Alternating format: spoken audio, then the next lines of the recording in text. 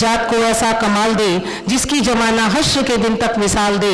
छूनी है आसमां की बुलंदी मुझे खुदा, मेरे परों में ज़ुर्रते परवाज़ डाल दे। ये आपको नजर करती हूँ आदरणीय लक्ष्मी वाजपेयी जी, बहुत बहुत सम्मान के साथ। छुपा लो लाख पर्दों में, लगा लो लाख तुम पहरे।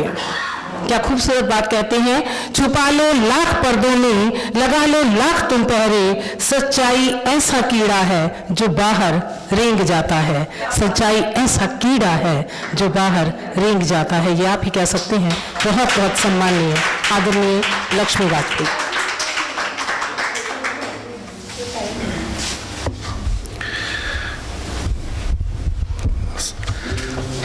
माननीय नाज साहब, भाई आदिल जी, राजेश जी और सभी यहाँ सब प्रबुद्ध जन बैठे हैं, सबका स्वागत, अभिनंदन। दो काम करने मुझे, और पहला और जो ज़्यादा ज़रूरी है वो यही है कि अजय ज्ञात जी का जो संग्रह है इस पर मुझे कुछ कहना है। और चूँकि समय की सीमा है इसलिए अब वो सब कुछ छोड़ के सिर्फ कुछ बहुत संक्षेप में अपनी बात कहूँगा। अजय जी का फोन आया था, अजय ज्ञात जी का, कि मेरी गलती बताइएगा, तो गलती जरूर बताइएगा। तो चलिए गलती से शुरू करता हूँ जी। पेज नंबर 22 और इनका शेर ये है, हम सफर, मतलब ये है कि हम सफर कोई मेरा बना ही नहीं, दो कदम साथ कोई चला ही नहीं, दिल अभी तक है साबुत का साबुत मेरा, दिल अभी तक है साबुत का साबुत मेरा, इश्क मुझसे किसी को हुआ ही नहीं। वो फैक्चुअल मिस्टेक है, तथ्यात्मक गड़बड़ी है। अब ये कहीं होता है कि इश्क मुझको किसी से, अब कोई शायर है, हैंडसम है, सुंदर है, ऐसा तो सबों ने एक तरफा हुए होंगे, बहुत कुछ हुआ होगा। खैर ये हंसी मजाक की बात थी।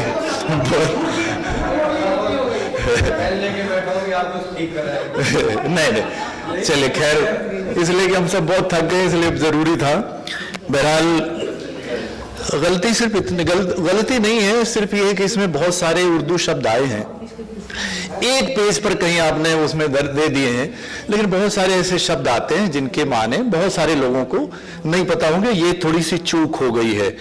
और एक उसमें वो मतलब एक शेर आ गया है जो क्या कोई नई बात नजर आती है हमें, आईना हमें देख के हैरान सा क्यों है। तो वो ऐसा सबके साथ होता है, कोई ऐसी बात नहीं है। तो इतने बड़े संग्रह में 125 गजलें हैं और सैकड़ों शेर है, उसमें इस तरह का एक छोटी मोटी जो है कुछ गर्द तोड़ती है जब कारवां चलता है, तो मामूली।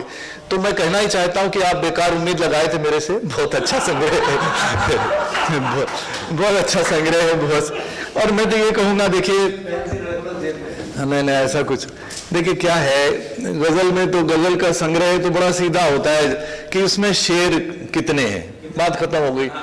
तो अब कहानी ये है, सुनिए, कि मेरी आदत है मैं पेन लेके बैठता हूँ, वैसे मैं पढ़ ही नहीं सकता। ये हमारे उनको थे ना विजयदान देथा साहब, उनकी आदत थी, पता नहीं उनसे लग गई, तो वो बिना उसके लिखे कुछ पढ़ नहीं सकते, एक लाइन नहीं पढ़ सकते। तो मेरी भी यही सही आदत, कुछ भी है तो पेन साथ चलता है। अब उसमें निशान, अच्छा शेर मिल गया तो शेर लग जाता। अब दिक्कत है कि देखिए सारे के सारे निशान लग गए।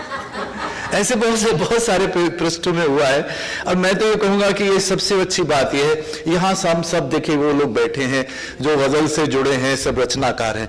मैं इसको बिल्कुल वहाँ की बात करता हूँ। ये संग्रह कोई आम पाठक अगर पढ़े उसके लिए मैं बात करता हूँ। वो सबसे बड़ी जरूरत है, कविता लोगों तक जाए और वहां क्या असर करेगी, ये बड़ी जरूरी बात है। मैं ये कहता हूं कि जो तमाम सारी किताबें आती हैं और सैकड़ों किताबें हैं जो लाखों में बिकती हैं, जिनको लिखा होता है, ये जो है इस तरह से करोड़ों में बिकती हैं पर्सनालिटी डेवलपमेंट की, तो उसको पढ़ने की जगह ये संग्रह पढ़ा जाए। जी। तो इसमें, और कविता का काम भी यही है। कविता किस लिए है, कविता की जरूरत क्या है? वो इंसान को बदले, वो हमें हिम्मत दे, हौसला दे, कुछ अच्छी बातें बताए, हमारी चेतना को समृद्ध करे, समाज को बेहतर बनाए। कुछ दुनिया के लिए अच्छी बातें बताए, कुछ तो उसमें अब वही सारी बातें कहूँगा लंबी बात हो जाएगी। एक कथ की बात करें, कंटेंट की बात करें तो बहुत बड़ा दायरा है उसमें, रिश्ते नाते, घर परिवार, समाज, भारत देश है, राजनीति भी है और पर्यावरण भी है, दुनिया भी है, दुनिया की हिफाजत करना है तो अब पर्यावरण को बचाना है वगैरह वगैरह, और दर्शन, अब कौन है, किस लिए धरती पर आए हैं, क्या करके जाएंगे वगैरह वगैरह। तो बहुत कंटेंट के स्तर पे यानी कथ्य के स्तर पर बहुत विविधता है, बहुत विस्तार है, इसी की जरूरत है। इत्तफाकन अभी एक पत्रिका के लिए मैंने परसों की बात है और बड़े उसमें 7 सवाल करीब थे आदिल भाई, और बड़े नकारात्मक थे कि ऐसा हो रहा, अब लोग ऐसा कर रहे हैं, वैसा कर रहे हैं। नहीं तो मैं वही कह रहा था कि वो उसमें मैंने सारा जवाब दिया कि ऐसा कुछ भी नहीं है, नए नए विषय, अभी इतना सारा कुछ आज हमने सुना, यकीनन नए नए विषय आ रहे हैं, नई नई बातें आ रही हैं, नए नए जो है वो उपमाएं आ रही हैं, नए नए इमेजेस, नए नए बिंब आ रहे हैं, तो गजल हमारी समृद्ध हो रही है। अब वो जब इतने ज्यादा लोग लिखेंगे वो ठीक है, वो सब चलता रहता है, वो कोई इशू नहीं है, लेकिन मैं वो बहुत कुछ उदाहरण देना चाहता था, उदाहरण अब क्योंकि ये है कि असली बात वही है कि इसको संग्रह के शेर पढ़ने के बाद कहीं न कहीं हमको एक हिम्मत मिलती है, एक हौसला मिलता है, और कैसे हम अपनी जिंदगी को बेहतर बना सकते हैं वो बड़े आसान लफ्जों में आपको सारी बात मिल जाती है। कोई जरूरत नहीं कि वो चैनलों पर बैठे वो जो बाबा लोग आते हैं, अलग उनका काम हम ही आपसे चलता है, बिना शेर व शायरी और बिना कविता की पंक्तियों उनका धंधा ही बंद हो जाए, तो वहां वक्त खराब करने की जरूरत नहीं है। इस संग्रह को पढ़ा जाए, बहुत कुछ इसमें सब तरह की चीजें मिलेंगी। जरा ये भी तो सोचो है शजर को काटने वालों, नशेमन किस जगह आखिर परिंदे फिर बनाएंगे। तो ये जो एक संवेदना जो मर रही है, संवादहीनता बढ़ रही है, मानवीयता बढ़ रही है, वो तमाम सारी संवेदनाओं को वापस लाने का काम, तमाम सारा जो हमारे समाज से छूटता जा रहा है, हमारी जिंदगी से छूट रहा है, हमारे परिवारों से छूट रहा है, उसको याद दिलाना, उन चीजों को, उन जीवन मूल्यों के लिए बात करना, पैरवी करना, उसका हिफाजत करना, वो सब कुछ इस संग्रह में है। और क्या कह सकता हूं, बस यही कि काश अवसर होता तो बहुत सारे शेर थे इसमें कोटे करने के लिए, मैंने कहा ना। तो एक बहुत ऐसा संग्रह है, इसमें अजय अज्ञात का सवाल नहीं है, सवाल है गजल का। गजल, अब हिंदी गजल, उर्दू गजल, हिंदी गजल सिर्फ उतनी है जो हिंदी के कवि लिख रहे हैं और देवनागरी में लिख रहे हैं, इससे फर्क ज्यादा नहीं है। तो इसमें भी ऐसे है, इसको आप उर्दू लिपि में कर दें तो पहचानना मुश्किल कि भाई ये हिंदी का है कि उर्दू का है। तो ये जो, तो वो दोनों तरह के शुद्धतावादी जो है, मैंने कहा ना कि विवादों का दौर थम गया, वो जो शुद्धतावादी थे, हिंदी को लेकर के आग्रह जिनका था, वो भी एक रास्ता था, वो सब बहस खत्म हो गई। और जो उर्दू को लेकर के जो गजल में आगे बढ़ना ही नहीं चाहते थे, उसको मान के चलते थे भाई, तो वो भी अब एक जो चाहे उर्दू वाले हों, हमारे आदिल भाई के शेर आप सुना दो, चाहे कोई उर्दू हिंदी का फर्क अब खत्म हो चुका है, हम सब एक धरातल पर हैं। और यही नहीं, मतलब आप वहां से सोचिए, आप उनको भी मैं पढ़ता रहता हूँ, और जो पाकिस्तान हो और देशों में जो शायर हैं, वो अब कहीं ना कहीं हम सब कहीं एक धरातल पर खड़े हैं, और वो जितनी परिभाषाएं थी, जितनी वो जड़ताएं थी, वो सब खत्म हो चुकी, वो बेड़ियां टूट रही हैं, ये बहुत खुशी की बात है। और वही बेड़ियां तोड़ने वाला संग्रह एक हमारा ये हमराह भी है, बहुत बहुत बधाई देता हूँ। अब मुझे लगता है बस गजल, ये आदिल भाई ने इतने अच्छे अच्छे शेर सबने सुना दिए हैं, तो उसकी जरूरत नहीं, मैं खाली यहीं से बात खत्म करता हूँ। मैं बहुत एक छोटी बहर की सादा सी शेर गजल सुना देता हूँ कि फूल कागज के हो गए जब से, फूल कागज के हो गए जब से, खुशबुएं दर बदर हुई तब से।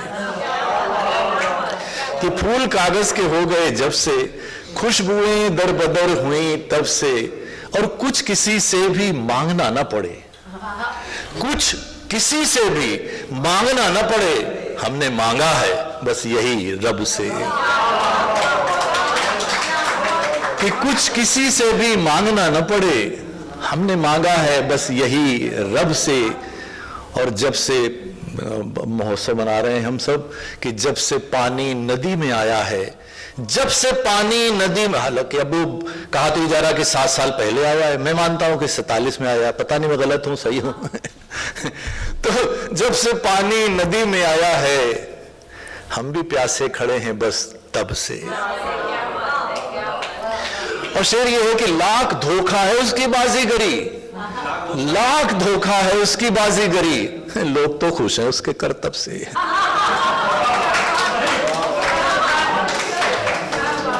कि लाख धोखा है उसकी बाजीगरी, लोग तो खुश हैं उसके करतब से।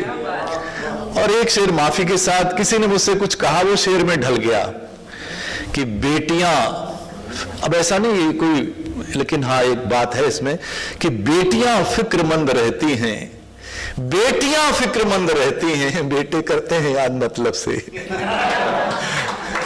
मैंने वो जी कि बेटियां फिक्रमंद रहती हैं, बेटे करते हैं याद मतलब से। और आखिरी शेर ये है कि जिंदगी को मयार कैसे मिले, जिंदगी को मयार कैसे मिले, हमने सीखा है गम के मकतब से, हमने सीखा है गम के मकतब से। फूल कागज के हो गए जब से, खुशबुएं दर बदर हुई तब से। बहुत बहुत शुक्रिया।